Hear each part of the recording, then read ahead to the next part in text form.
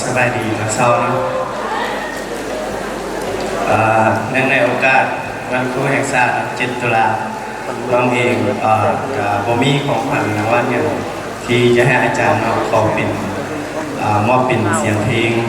7 ตุลาเนี่ยเนาะขอไว้พรในใจให้แก่ครูอาจารย์แล้วขอ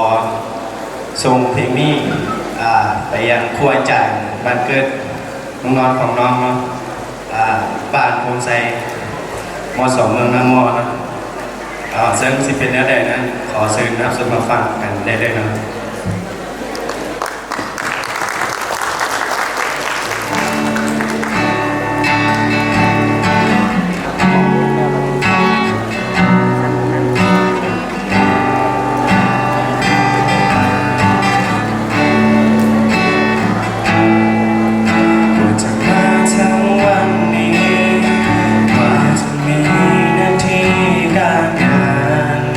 ได้มาเป็นตำรวจทหาร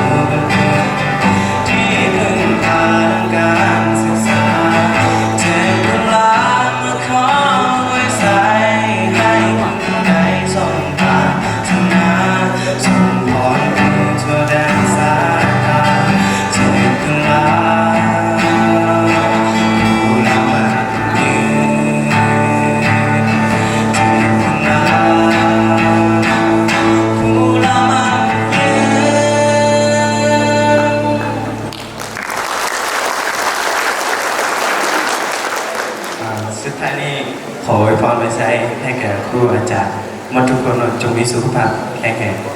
ประสบความสำเร็จในหน้าที่การงานขอขอบใจ